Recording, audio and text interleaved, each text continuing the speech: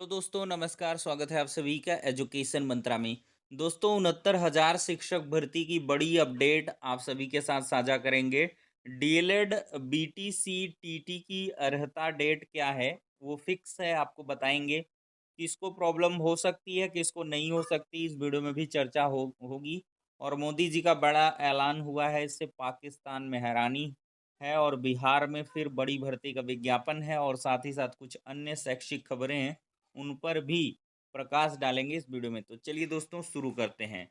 दोस्तों first of all देखा जाए तो 69,000 शिक्षक भर्ती में सचिव बेसिक शिक्षा परिषद की तरफ से तीसरी बार रिमाइंडर जारी किया गया था, और जिसमें अर्हता को लेकर आंकड़ा मांगा गया, जिस पर धीरे धीरे आंकड़ा पहुंच चुका है। और यहाँ पर कार्यालय जैसे देखें, जिला बेसिक शिक्षा अधिकारी रायबरेली गए, 26 तारीख का लेटर था। इन्होंने समस्त खंड शिक्षा अधिकारी को लेटर लिखा था। और देखिए इसमें इन्होंने क्या लिखा है कि आवेदन करते समय समस्त शैक्षिक प्रशिक्षण अन्य संबंधित दस्तावेज आवेदन की अंतिम तिथि 22 तारीख तक उत्तीर्ण नहीं है, और आवेदन के पश्चात उत्तीर्ण हुए तो उनकी सूचना 30 तारीख तक अनिवार्य रूप से मंगाई गई थी। और ये सूचना काफ़ी हद तक पहुंच भी चुकी है। और ये जो आंकड़ा है आधिकारिक जो कह लें विश्वसनीय सूत्र हैं, 5509 बताया जा रहा है। इसके बाद आंकड़ा ये बढ़ भी सकता है। और यहाँ पर आप लोग देख सकते हैं अध्यापक का नाम, आवेदन तिथि के पश्चात शैक्षिक प्रशिक्षण में उत्तीर्ण तिथि। यहाँ पे देखा जाए तो संबंधित शैक्षिक प्रशिक्षण के अंक पत्र क्रमांक और प्रमाण पत्र क्रमांक, कार्यरत विद्यालय का नाम और अभियुक्ति। थोड़ा सा दोस्तों यहाँ पर थंबनेल में त्रुटि है, लेकिन इसको हम एडिट करेंगे। यहाँ पर बीटीसी और डीएलएड के बाद टेट होना चाहिए था। तो दोस्तों यहाँ पर डीएलएड का जो रिजल्ट है 2015 बैच के लिए ज़्यादा इसमें दिक्कतें हैं, 2015 बैच के सभी अभ्यर्थियों की नहीं। और जो 2015 बैच के डीएलएड का परिणाम है, परीक्षा परिणाम डीएलएड फोर्थ सेमेस्टर का, वो 11 दिसंबर मतलब 2018 को आ गया था।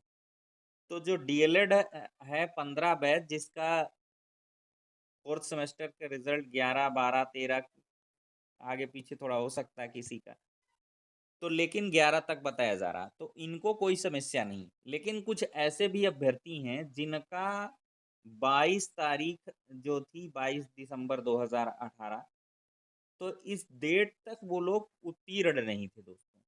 तो उन्होंने क्या किया था कि अपना डीएलएड का जो रिजल्ट है उन्होंने भर दिया था अनुमान के आधार पर, कुछ का कम नंबर कुछ का ज़्यादा। अब इसमें देखिए सारा आंकड़ा मंगाया गया है।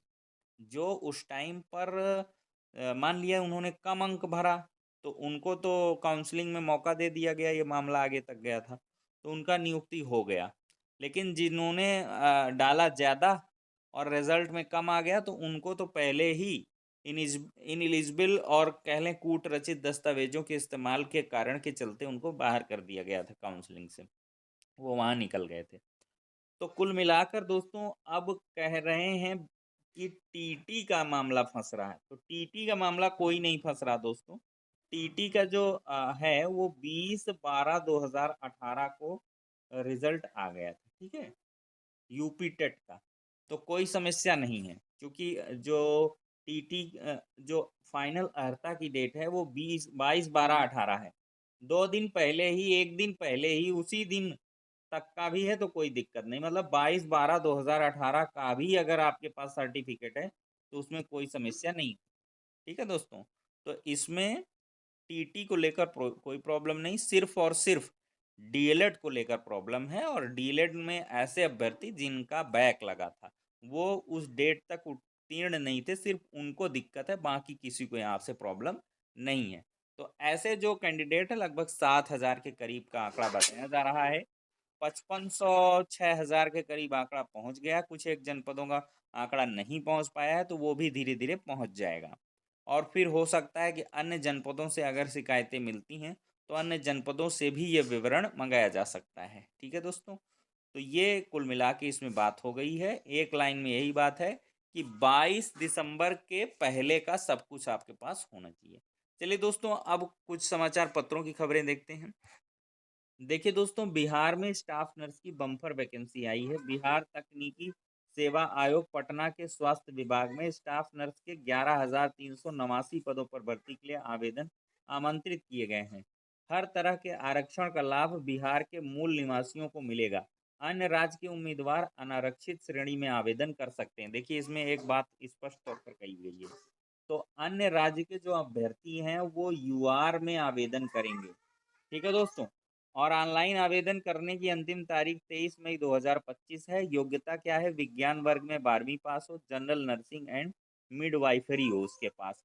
और दोस्तों, बीएससी नर्सिंग डिग्री धारक भी पात्र होंगे। भारतीय नर्सिंग परिषद, राज्य नर्सिंग परिषद में रजिस्टर्ड हो और 46 रुपये के ग्रेड पे है। 93 से 34,800 वेतनमान है।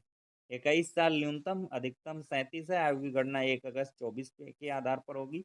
और अधिकतम आयु सीमा में महिलाओं को बिहार के बीसी और ईबीसी वर्ग को 3 वर्ष, SC ST को 5 वर्ष। तो ये सब मिलेगा। लेकिन अन्य राज्य वाले जैसे यूपी वगैरह के आवेदन करें आराम से, कोई ऐसी प्रॉब्लम नहीं है। तो उनको यूआर में काउंट किया जाएगा। बम्पर वैकेंसी है, अगर चाहें तो आवेदन कर सकते हैं। देखिए दोस्तों, 22 लाख से अधिक अभ्यर्थी आज परीक्षा देंगे। नीट यूजी 2025 की परीक्षा रविवार को आयोजित की जाएगी। इस दौरान अनुचित साधनों का इस्तेमाल करने वाले उम्मीदवारों पर परीक्षा में बैठने के लिए 3 साल का प्रतिबंध लगा दिया जाएगा। और 500 शहरों में 5453 परीक्षा केंद्र बनाए गए हैं। 3 स्तरीय निगरानी व्यवस्था लागू की गई है। ठीक है दोस्तों। तो नीट आज है, गड़बड़ी करने पर 3 साल की रोक लगेगी। और दोस्तों, देखा जाए शैक्षिक सत्र 24-25 के सम सेमेस्टर परीक्षा का प्रस्तावित कार्यक्रम जारी। AKTU, B Tech, B pharma, MBA सम सेमेस्टर परीक्षाएं 16 मई से होंगी। तो ये बड़ी अपडेट है, यहाँ पर देख लें। बाकी जिला बेसिक शिक्षा अधिकारी अंबेडकर नगर से जो कस्तूरबा वाले हैं विद्यालय, तो वहाँ के लिए वैकेंसी आई हुई है, आप लोग देख सकते हैं। पूर्णकालिक शिक्षिका महिला और अंशकालिक शिक्षिका महिला, गृह शिल्प विज्ञान कंप्यूटर के पोस्ट हैं 4 4 4, एक पोस्ट है। और इसमें प्रशिक्षित स्नातक होना चाहिए और आपके पास CTT का सर्टिफिकेट होना चाहिए। TT भी मान लिया जाएगा। और आपके पास यहाँ पर 6 to 8 का होना चाहिए। ठीक है, एक बात ये है। लेखाकार महिला की वैकेंसी है, केयर टेकर की है, मुख्य रसोइया की है। इस तरह की बहुत सारी वैकेंसी हैं। तो आप लोग अंबेडकर नगर के कार्यालय जिला बेसिक शिक्षा अधिकारी से कांटेक्ट कर सकते हैं। और या तो वहाँ के जो भी प्रतिष्ठित समाचार हैं, देखिए रिक्तियों के संबंध में दिशा निर्देश आप लोग ambedkarnagar.nic.in पोर्टल पर जाकर भी ले सकते हैं। चयन हेतु आवेदन पत्र यहाँ पर चस्पा किया गया है, इस आधार पर आपको आवेदन करना है। तो अम्बेडकर नगर आसपास के लिए बढ़िया है, अन्य ज़िले के भी कर सकते हैं, लेकिन इसमें शायद अम्बेडकर नगर ही होगा। खैर, अन्य ज़िले वाले भी कर सकते हैं, कोई ऐसी समस्या नहीं है इसमें। ठीक है दोस्तों, तो ये हो गया इम्पोर्टेंट वीडियो। नेक्स्ट वीडियो में मिलते हैं। डिटेल यहाँ से ज़रूर दोस्तों देख लीजिएगा, सारा कन्फ्यूज़न दूर हो जाएगा कौन किस तरह से अप्लाई कर सकता है। ठीक है दोस्तों, मेरा यहाँ से ध्येय सिर्फ है जानकारी को देना कि यहाँ से वैकेंसी निकल के आई हुई है। ठीक है दोस्तों, नेक्स्ट वीडियो में मिलते हैं। दोस्तों, देखा जाए तो यहाँ से खबरें रुक जा रही थी, तो उनको यहाँ पर देख लेते हैं। आउटसोर्स कर्मचारियों के लिए निगम का गठन इसी महीने हो जाएगा। 60 साल होगी सेवा, न्यूनतम 20,000 रुपये वेतन मिलेगा। कर्मचारी संयुक्त परिषद का प्रतिनिधिमंडल CM के प्रमुख सचिव से मिला है। प्रदेश में आउटसोर्स कर्मचारियों का मानसिक व आर्थिक शोषण करने के लिए प्रदेश सरकार द्वारा निगम के गठन की औपचारिकता पूरी की जा रही है।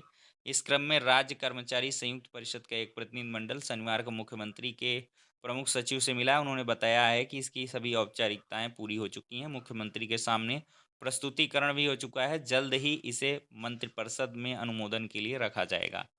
और देखिए, TRE 3 में 51,389 शिक्षकों की नियुक्ति हो चुकी है और 14 जिलों में 15,528 शिक्षकों की स्कूलों में तैनाती भी हो गई है।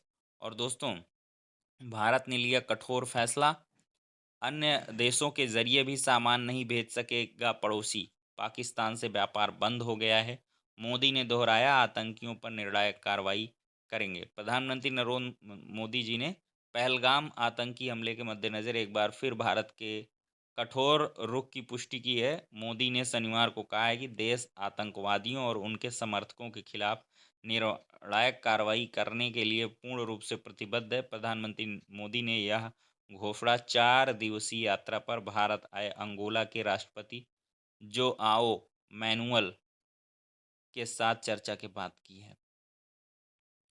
तो भारत के ने पाकिस्तान से सभी वस्तुओं के प्रत्यक्ष और अप्रत्यक्ष आयात पर तत्काल प्रभाव से प्रतिबंध लगा दिया है। भारत ने राष्ट्रीय सुरक्षा और सार्वजनिक नीति के हित में यह कदम उठाया हुआ है। तो इससे पाकिस्तान में तबाही मचनी तय है।